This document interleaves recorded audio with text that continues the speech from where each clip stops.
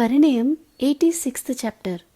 అమూల్యకి ఏదో తేడా కొట్టి అందరి వైపు చూసి go back to your work అని అంటుంది.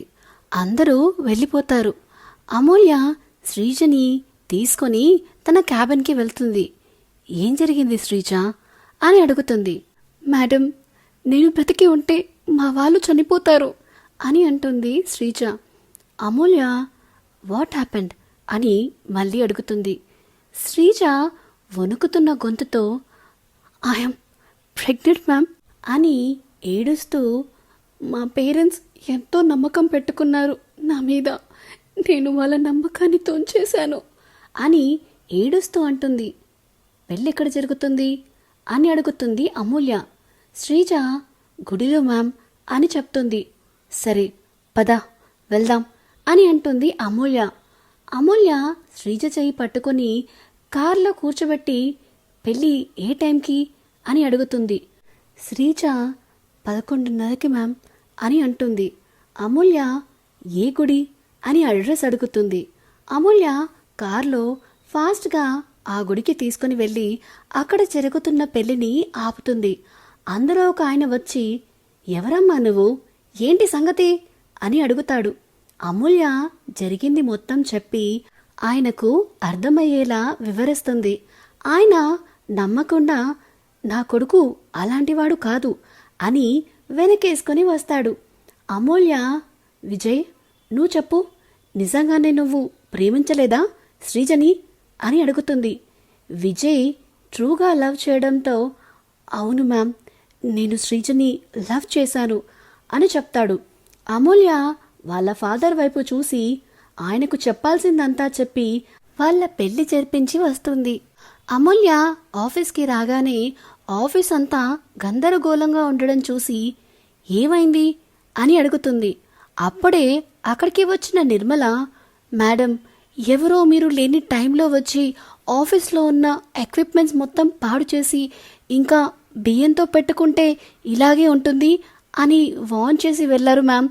అడ్డు వచ్చిన స్టాఫ్ని కూడా వదలలేదు మ్యామ్ అని అంటుంది నిర్మల.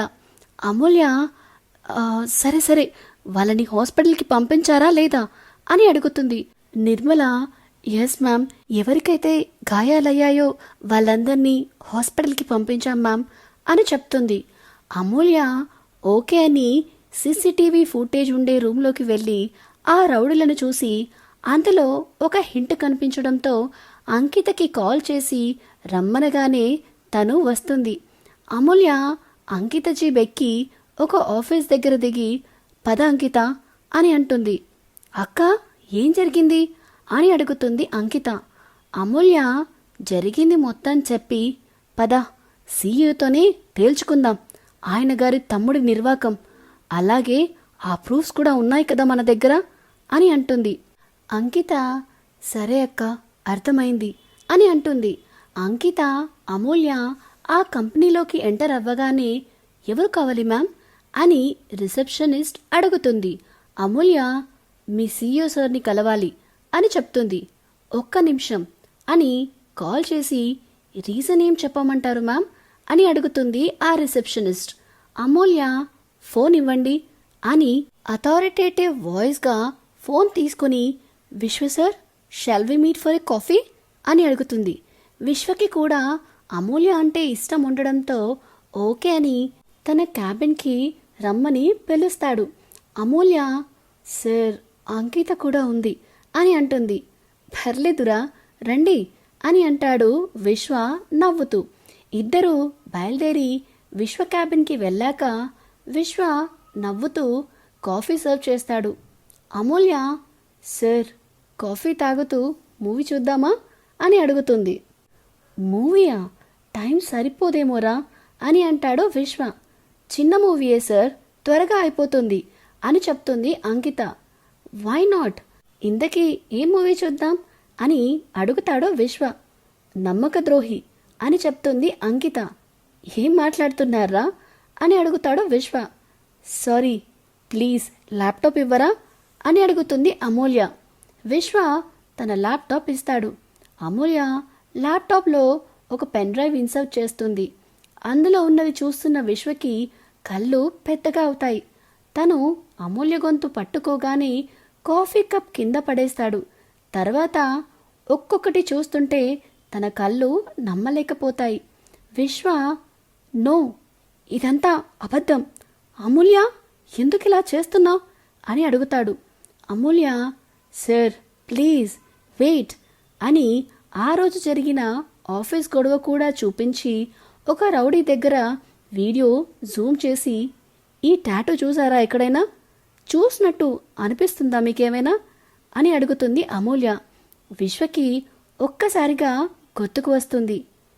ఖాళీ నాగేంద్ర బాడీగార్డ్ అని అంటాడు. అమూల్య, ఎగ్జాక్ట్లీ సార్, మీ తమ్ముడు చెప్పకుండా తన మా ఆఫీస్కి ఎందుకు వచ్చి అటాక్ చేస్తాడు? మీ మీద నమ్మకం ఉంది సార్, మీ తమ్ముడి మీద నాకు లేదు అని చెప్తుంది అమూల్య.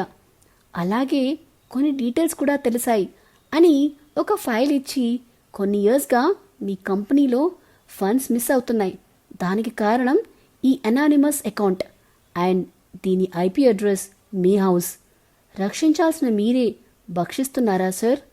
ఇంతవరకు నేను ఇన్వెస్టిగేషన్ చేశాను, ఇకపై మీరు చేయాలి సార్ అని అమూల్య కాఫీ కంప్లీట్ చేస్తూ, చూడండి సార్, చంపేస్తాను అని బెదిరించిన పోలీస్ కంప్లైంట్ ఇవ్వకుండా ఉండడానికి కారణం మీ మీద ఉన్న గౌరవం అని చెప్పి వెళ్దామని లేచి నిలబడుతుంది. సో ఇదేనండి పరిణయం 86th చాప్టర్. ఎలా అనిపించింది మీకు ఎపిసోడ్?